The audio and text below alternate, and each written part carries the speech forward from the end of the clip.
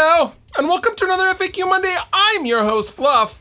And if you have a question, feel free to leave them on down below or go on over to my Ask FM account thing, and we'll get you sorted.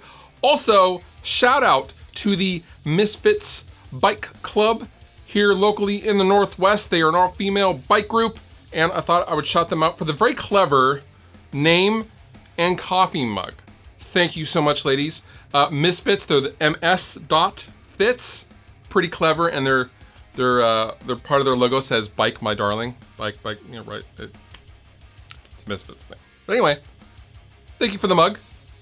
First question: what are your thoughts on a 212 versus a 412? I get this question all the time because a lot of people are kind of surprised that I tour using 212 cabinets and not 412 cabinets. I do like a 412 cabinet. 412 cabinets sound and record great. They definitely do sound bigger and deeper than a 212, as you would expect. There are more speakers. Physically, the speaker is larger, and a 412 does sound great. I prefer a 212, first of all, because it's just easier to move around, and that is absolutely worth something when you're touring.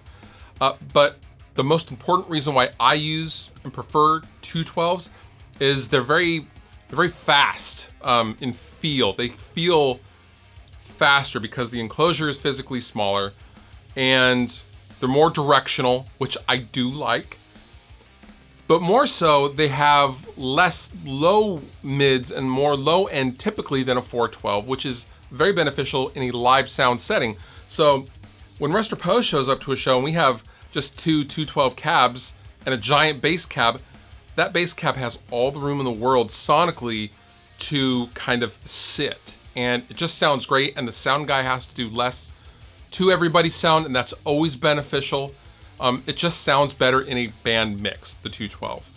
I do love a 412. 412s sound great, but if you tour or play in a band and you play with 412 cabs, definitely give a 212 a chance because it will definitely surprise you.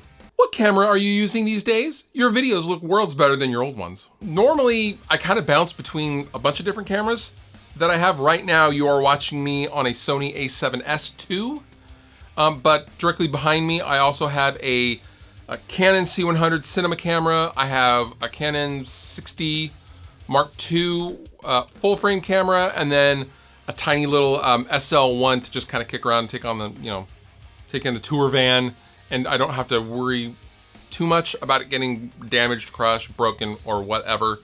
I use a bunch of different cameras for a bunch of different reasons, for a bunch of different purposes.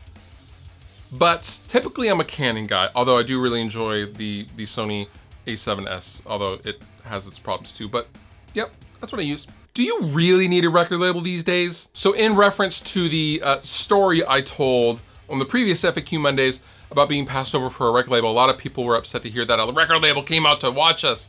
That happens all the time. We didn't call them. But if a record label calls us and goes, hey, can we come to the show and check it out? We're not gonna be like, no, you cannot, evil record label person. That's just not how it works. Are there advantages these days to being on a record label? Yes. Are those advantages much less and much more diminished than they used to be? Absolutely. Does Restropose need a label? No, not necessarily. However, I will speak to what we in the band refer to as the old school wall. We have been passed up for huge tours simply because we weren't on a label. And that'll happen. We have a following, we have an audience, we have a decent draw wherever we go in the country.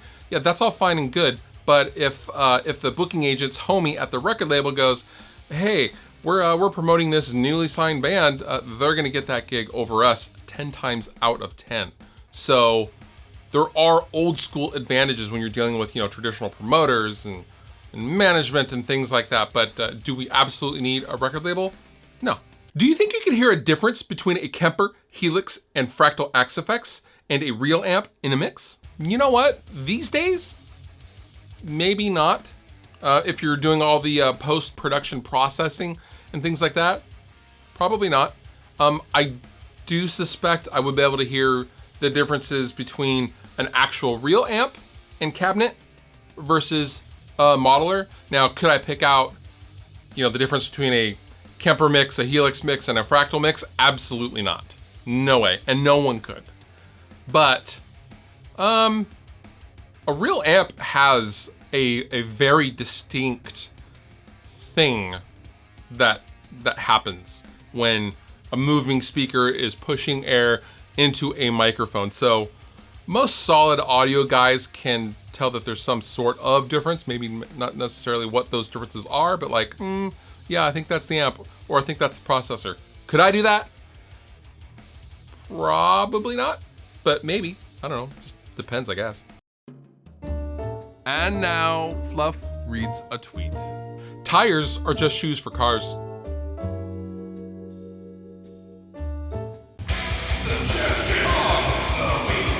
My suggestion to you this week is to check out the new Polyphia song and video for Yes. It is a beautifully constructed song. It's instrumental, it's shreddy, it's groovy, and it's all around awesome. And if you're a guitar player at all, I think you would really enjoy this. Definitely check it out. All the bookable links down below in the description. You have been wonderful. I have been Fluff. Thank you so much for watching, and I'll see you next time.